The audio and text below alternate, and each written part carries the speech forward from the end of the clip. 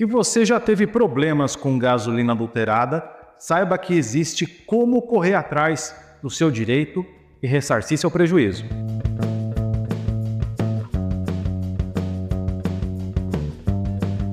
Você está no Auto Acadêmico. Se ainda não é inscrito, inscreva-se aqui em nosso canal e também em nosso Instagram e no TikTok. Os links estão aqui na descrição. O professor preparou hoje para vocês uma aula sobre gasolina adulterada. Não, ele não vai ensinar vocês a fazer gasolina adulterada, pelo amor de Deus. Mas sim, ele vai ensinar como identificar a gasolina adulterada, em quais condições, os testes que são normatizados e como correr atrás do prejuízo se você tiver um problema no veículo por conta desse mal que assola o nosso país. Nós vamos falar sobre o que é adulteração de combustível, a legislação que rege a adulteração do combustível, as especificações da gasolina de acordo com a Agência Nacional do Petróleo e, sobretudo, os testes que podem ser feitos e as respectivas normas para que você, que foi vítima desse golpe, desse crime, possa tentar reaver os seus direitos. É um processo complexo, né, professor? É um processo que não pode ter etapas puladas e ele tem custo, né? Mas ele existe e nós vamos explicar hoje como ele pode ser trilhado. Exatamente. E na aula de hoje nós vamos ver não só o caminho a ser trilhado, como também as evidências que precisam ser levantadas. Essa nota técnica ela está aqui na descrição e também está no nosso site autoacademico.com.br. E vamos lá ajudar os nossos amigos, antigomobilistas, entusiastas e, claro, os guerreiros das oficinas. Quem é que nunca teve problema com gasolina adulterada? Praticamente todo mundo. A grande questão é que as mazelas que este produto produz dentro do motor, por muitas vezes, não são resolvidas com a simples troca do combustível. O uso de gasolina adulterada a médio e longo prazo pode trazer consequências desastrosas ao motor, e o guerreiro das oficinas já sabe disso. Entre os muitos problemas que a gasolina adulterada pode provocar, nós temos desde os mais simples, como falhas de funcionamento e aumentos de consumo, até os mais graves, detonação e suas consequências, e a formação de depósitos no interior das câmaras de combustão. Mazelas cujo conserto, por muitas vezes, não é nem simples e muito menos barato. Apelar para as seguradoras? Não tem como. Elas não cobrem esse tipo de problema. No entanto, o consumidor tem como tentar obter o ressarcimento dos seus prejuízos. E quem é que tem que pagar esse prejuízo? Quem te vendeu o combustível adulterado. Afinal de contas, vender combustível adulterado é crime. Crime contra a ordem econômica, de acordo com a Lei 8.176 de 1991.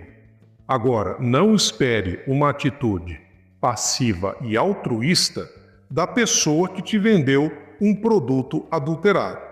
Na grande maioria das vezes, o ressarcimento só se dá por ação judicial.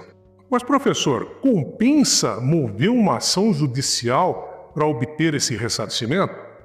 Ora, dependendo do tamanho do prejuízo que você levou, com absoluta certeza. Mas existe uma trilha a ser seguida, com vários passos, e que não podem ser pulados.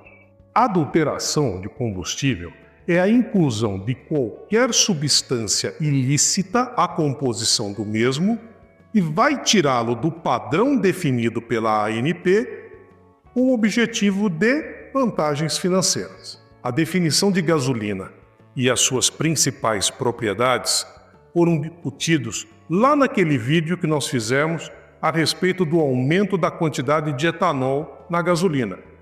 O link está aqui nas descrições. Mas vamos retomar rapidamente o que é gasolina C. É uma mistura feita pelas distribuidoras de gasolina A, que pode ser tanto fabricada pela Petrobras nas suas refinarias, como importada do estrangeiro, com uma determinada quantidade de etanol anidro, formando a gasolina T comum e a gasolina C Premium. A Resolução 807 de 2020 da ANP traz a especificação completa, tanto da gasolina C como da gasolina A. Na nota técnica sobre gasolina adulterada, nós elencamos os principais requisitos de qualidade que a gasolina C deve apresentar. Entre eles, a octanagem adequada, a estabilidade química, ligado diretamente à formação de depósitos, e a compatibilidade com os materiais do motor. Mas por que a octanagem é tão importante? Ora, a octanagem é a resistência do combustível à compressão. Combustível de baixa octanagem tende a detonar na câmara de combustão. Detonação gera pré-ignição.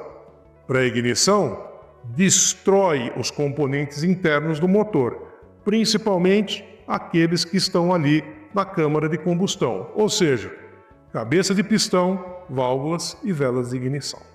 Por isso que se aditiva etanol anidro à gasolina. Ele é um excelente antidetonante.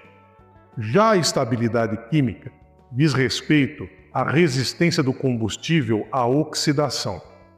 Oxidação, via de regra, gera goma. Goma gera depósitos no interior das câmaras de combustão. No que diz respeito à compatibilidade com os componentes internos do motor, não há cabimento em se utilizar um combustível que corroa os metais ou que ataque os elastômeros de engenharia que fazem parte tanto do sistema de alimentação como do próprio motor.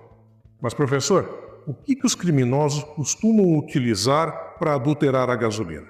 Olha, existe uma enorme gama de produtos que são utilizados. Os principais são aromáticos, como o benzeno, solventes baratos, como o hexano e o pentano, e o etanol anidro em quantidades muito superiores àquelas permitidas legalmente. Existe um outro produto extremamente perigoso, é o metanol. Mas como identificar se uma gasolina foi realmente adulterada? Olha, não existe um único teste que confirme ou negue a adulteração de gasolina. O que ocorre é que a aditivação desses produtos altera as propriedades físico-químicas da gasolina, propriedades essas que são previstas pela ANP. Então, uma das formas de se fazer uma verificação é através de testes normalizados de algumas propriedades físico-químicas da gasolina estão previstas na ANP, ou seja, que foram previamente especificadas pela ANP. Se o resultado for incompatível com a especificação, muito provavelmente esse combustível está adulterado. Mas que especificações são essas? São várias. Eu listei aqui algumas delas. Para se verificar se foi adicionado à gasolina mais etanol anidro do que o permitido, existe o teste de teor de etanol anidro, que é feito de acordo com a NBR 13992 ou a STM D5501. A adição de solventes proibidos, assim como de etanol em excesso, costuma alterar a densidade da gasolina, também conhecido como massa específica. Para fazer essa verificação, existem dois testes. Um de acordo com a NBR 7148 ou a STM D1298, ou NBR 14065, que equivale à STM D4052. No que diz respeito à formação de depósitos, via de regra provocado pelos benditos dos solventes baratos, existe o teste de goma atual, que é feito pela NBR 14525 ou a STM D1381. Para se verificar se a adição dos solventes alterou a estabilidade química do combustível, principalmente com relação à oxidação, existe o teste de período de indução, que é feito de acordo com a NBR 14478 ou a STN D525. Mas onde eu vou fazer esses testes? Precisa ir até a NASA? Não, de forma alguma. Basta procurar um laboratório de combustíveis ligados ao INEP. No entanto, é preciso ter em mente que o adulterador de combustível não é uma pessoa qualquer. Muitas vezes são contratados profissionais extremamente competentes que sabem o que estão fazendo e tentam a todo custo mascarar aquilo que eles fizeram.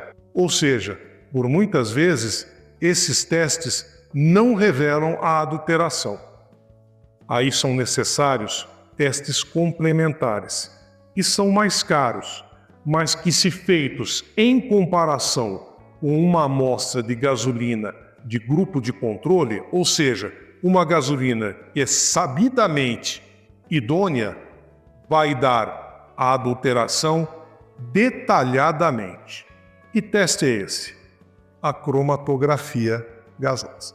No entanto, trata-se de um teste caro e que não é feito em qualquer laboratório. Se as negociações com o fornecedor do combustível adulterado foram infrutíferas e não restou outra saída, senão a ação judicial, é preciso tomar alguns cuidados de cunho técnico para que a prova apresentada ao juiz seja bem robusta. Em primeiro lugar, é preciso documentar que o veículo foi abastecido naquele posto. De que forma? Emitir sempre o cupom fiscal com CPF. De preferência, faça um atrelamento, nem que seja fotográfico, da compra do combustível com a quilometragem do veículo naquela ocasião. Quando uma ação desse tipo é movida, é preciso apresentar ao juiz um laudo técnico, que vai mostrar não só os danos que foram incorridos, como as causas. Via de regra, esse tipo de documento é gerado por um profissional de engenharia com registro no CREA. Uma prática muito utilizada é a requisição de uma perícia judicial. Se a escolha feita foi pela perícia judicial, alguns cuidados precisam ser tomados. Se a perícia for realizada antes do reparo do veículo, é preciso preservar não só as peças, como também os fluidos, combustível e óleo lubrificante. Quase certeza que o perito judicial irá solicitar uma análise dos mesmos. Agora, se a escolha foi pela perícia após o reparo do veículo, ou seja, uma perícia do tipo documental, é preciso documentar muito bem, não só todas as etapas da reparação, como também realizar todos os testes com os fluidos do veículo. Existe o caminho, como você disse, tem muitas etapas, tem seus custos financeiros, mas ele existe. E é noção de todos nós ajudarmos a combater esse mal que é a adulteração de combustíveis no nosso mercado. Alguns de vocês devem estar se perguntando, mas vocês só falaram de gasolina e o etanol? Falamos um pouco na semana passada no nosso vídeo sobre os 35% de etanol na gasolina, a possibilidade dessa adição maior de etanol está bem comentado lá. No futuro podemos fazer uma nota técnica e só sobre etanol, que a gente vai voltar, é um assunto muito extenso. É assunto que não acaba mais, o professor vai ter o maior prazer de explicar tudo para você, certo? Certíssimo. Não tenha dúvidas que uma nota técnica sobre etanol adulterado, chamado álcool molhado, vai ser feita e apresentada aqui para você. E por enquanto, se vocês tiverem dúvidas, deixem aqui nos comentários desse vídeo, que na medida do possível nós vamos responder a vocês, que vocês também vão ajudar a nos fazer um conteúdo mais relevante a partir das pautas que vocês apresentam para a gente. A gente tem visto também já os comentários, tem muita coisa aqui que tem para ser comentada de nossa parte que a gente vai responder aqui na medida do possível. É uma jornada que a gente tem a honra de ter a sua companhia. E se você gostou desse vídeo, se você gosta desse tipo de conteúdo técnico, se inscreva no canal Autoacadêmico, nos acompanhe no Instagram, nos acompanhe no TikTok e principalmente acompanhe as aulas do professor, certo? Certíssimo. Tudo aqui no nosso canal Autoacadêmico. Aqui a informação técnica é levada a sério. Até a próxima!